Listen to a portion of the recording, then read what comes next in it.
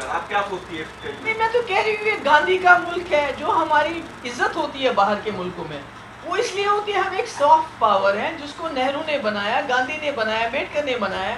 तो आज अगर हमारे मुल्क के अंदर जो एक दूसरे को, हिंदू मुस्लिम को लड़ाया जा रहा हो, लिंच किया जाता हो, मकाने दुकानों से निकाला जाता हो, और बड़े बड़े लीडर जो हैं बीजेपी के बड़े बड़े मंच से मुसलमानों को धमकियां देते हैं इनका बाइकआउट करो, उसका मैसेज तो गांधी के मुल्क से बाहर अच्छा नहीं जाता है। लोग तो बातें करेंगे, क्यों नहीं करेंगे? तो आपको लगता है कि भारत के मुसलमान आज खतरे में हैं? pitted against each other due to political interest. What comment do you have to make in context of West Bengal? Sorry? What comment do you have to make in the context of West Bengal? Similar violence is being reported there. नहीं, मणिपुर की बात क्यों नहीं करते हो आप? Why don't you talk about Manipur? Because वहाँ BJP की डबल इंजन की सरकार है, so you don't want to talk about that. 200 से ज़्यादा लोग मर गए हैं, छोटे छोटे बच्चे जंगलों में घूम रहे हैं।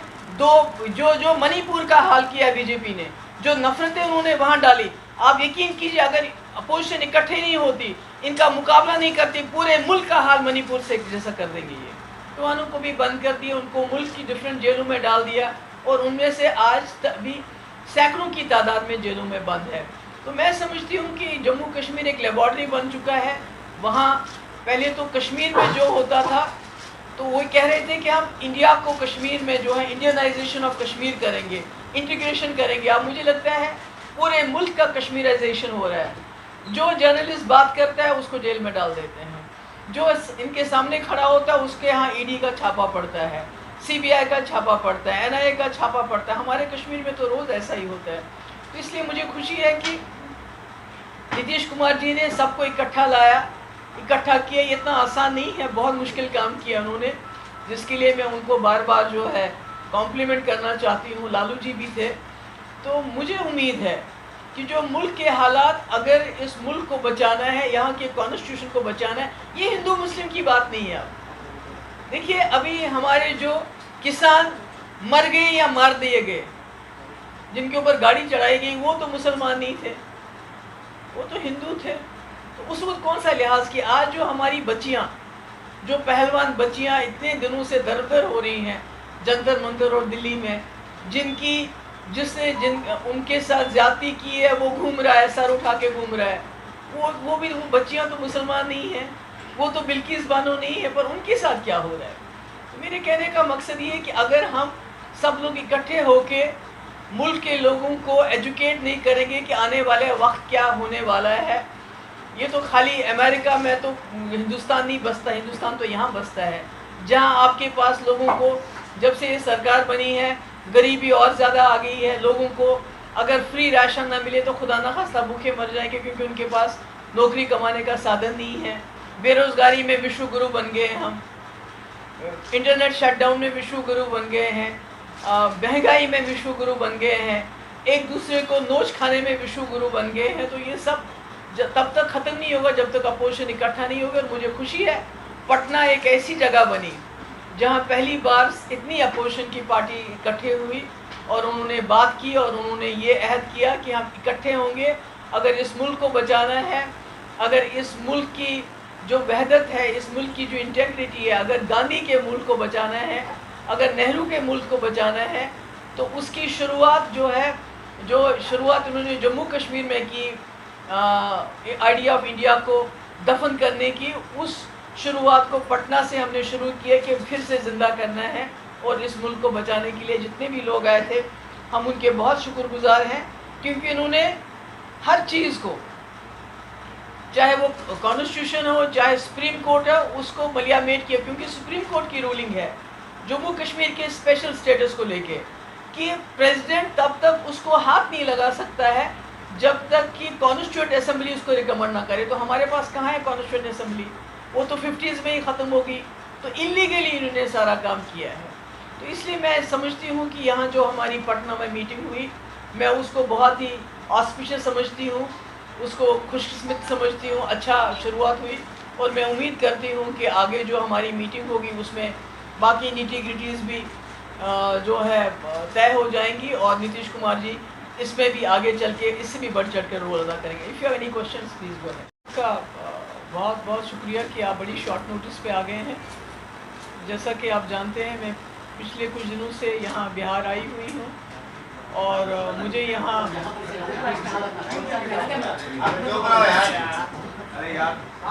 अगर आपको बात सुननी है तो सुन लीजिए, अगर आपको आपस में झगड़ा करना है तो फिर मुझे वही बताइए।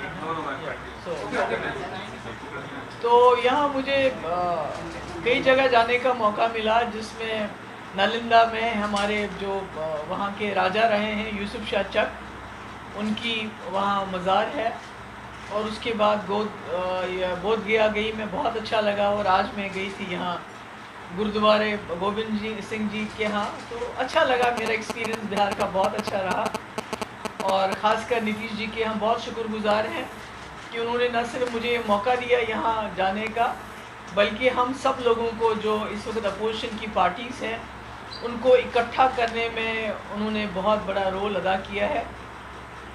और सब लोगों का यही था कि जो इस वक्त अटैक हो रहा है आइडिया ऑफ इंडिया के ऊपर, कॉन्स्टिट्यूशन के ऊपर, डेमोक्रेसी के ऊपर, सेकुलरिज्म के ऊपर, इसको किसी न किसी तरीके से बचाना है। वैसे भी हमने देखा कि जब हमारे लीडर, जब हमारे प्राइम मिनिस्टर साहब बाहर चले जाते हैं, अमेरिका चले जाते हैं, तो वहाँ वो गांधी जी की मूर्ति को उसके सामने झुकते भी हैं, मालाएं भी पहनाते हैं, मुल्क की डेमोक्रेसी की बात करते हैं, सर उठा के कॉन्स्टिट्यूशन की बात करते हैं और शेयर्ड वैल्यूज़ की बात करते हैं, जिनकी वजह से उनकी वहाँ बहुत इज़्ज़त अफजाई होती है। तो जब यही लोग जब वापस आते हैं इंडिया के अंदर, मुल्क के अंदर, तो गांधी जी के जो किलर हैं गोडसे, उनकी पूजा करते हैं, कॉन्स्टिट्यूशन को तितर बितर कर देते हैं, जमहूरियत का नामो निशान मिटाते हैं। और जहां सरकारें इलेक्ट की होती है लोगों ने, उन सरकारों को गिरा के डेमोक्रेसी को ख़त्म करने की कोशिश करते हैं, हिंदू मुस्लिम करते हैं। तो ये शायद भूल जाते हैं कि जो बाहर जाके फॉरेन कंट्रीज़ में, अमेरिका में, बाकी जगह, ऑस्ट्रेलिया में इनको जो इज़्ज़त मिलती है वो किसी इंडिविजुअल को नहीं मिलती है, वो इस मुल्क के संविधान, इस मुल्क की डेमोक्रेसी, इस मुल्क के जो गांधी, जवाहरलाल नेहरू और अंबेडकर जी ने सॉफ्ट पावर बनाया हिंदुस्तान को। ये जो लोग झुकते हैं वहाँ हमारे प्राइम मिनिस्टर के पास जाके बात करते हैं, उनकी इज़्ज़त करते हैं, तो ये वो सॉफ्ट पावर हिंदुस्तान की इज़्ज़त होती है, जिसको वो फटाफट जब वापस आते हैं तो भूल जाते हैं और फिर वही हिंदू मुस्लिम झगड़ा वगैरह कराते हैं।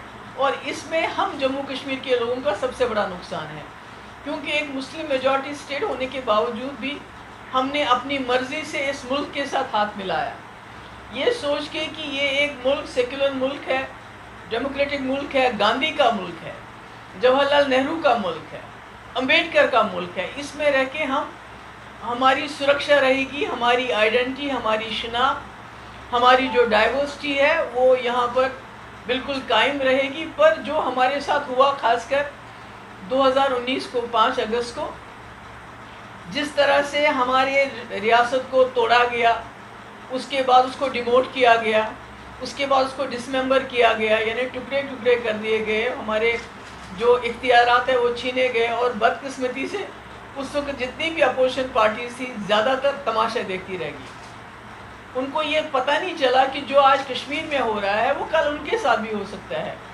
जम्मू कश्मीर की जो स्पेशल स्टेटस है वो कोई हमें पाकिस्तान या चीन ने नहीं दिया था, वो इसी मुल्क के संविधान ने दिया था। और उसकी प्रोटेक्शन करना, संविधान की प्रोटेक्शन करना, कोई भी सरकार बने, कोई भी जमात बने, उनका पहला फ़र्ज़ होता है कि जो संविधान में लिखा है उसके ऊपर हम अमल करें, न कि उसको सबवर्ट करें। तो उसको तमाशा देखते रहे, क्योंकि हमारी जो जम्मू कश्मीर की जो असेंबली थी, मोस्ट पावरफुल असेंबली थी पूरी कंट्री में, और एक कोऑपरेटिव फेडरलिज्म का जो कॉन्सेप्ट है वो अगर देखा जाए तो जम्मू कश्मीर उसका एक सिंबल था। पर सारा इन्होंने उसको जो तबाह किया, और बदकिस्मती से जो लोग हैं बीजेपी वाले और उनके भक्त तो उसमें मिठाइयाँ बांट ही रहे थे, पर हमारे अपोजिशन वालों ने भी, वहाँ काफ़ी लोग थे जिन्होंने वहाँ टेबल बजाया। और आज उनको समझ आ रही है कि जब दिल्ली में ऑर्डिनेंस आ गया, जब बाकी जगह इन्होंने सरकारें गिराई, हमारी तो जम्मू कश्मीर में सरकार बनने ही नहीं दी। हमारी जिस वक्त हम सरकार बनाना चाहते थे 2018 में, तो सत्यपाल मलिक साहब ने कहा मेरा फैक्स ख़राब हो गया, तो यानी जमहूरियत का, डेमोक्रेसी का, जिसका बाहर के मुल्कों में जाके ये डोल पीटते हैं, वहाँ तालियां बजवाते हैं, तो उसका मुल्क के अंदर उसका गला घोटा जा रहा है।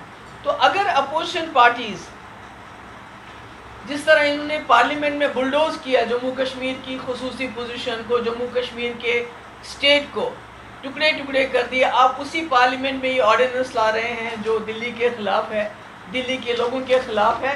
तो अगर आज भी अपोजिशन इकट्ठे नहीं होती तो मुझे लगता है 2024 में ना अपोजिशन बचेगी, ना अपोजिशन लीडर बचेंगे। जो हमारे साथ किया 2019 में, एक नहीं, दो नहीं, तीन चीफ मिनिस्टरों को इन्होंने अरेस्ट कर दिया। हमारा कसूर कुछ भी नहीं था।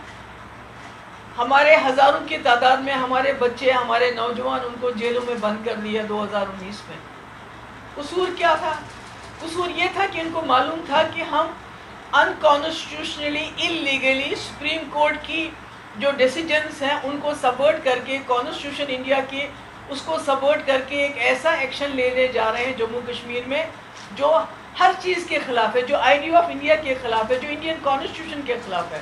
तो एक सवाल है कि कल की बैठक में अरविंद केजरीवाल को लेकर के ये विवाद हो गया है कि उन्होंने बैठक छोड़ दिया और उनका जो ऑर्डिनेंस का इशू था उस पर कोई डिस्कशन बैठक में नहीं हुई। नहीं, ऐसी बात नहीं है।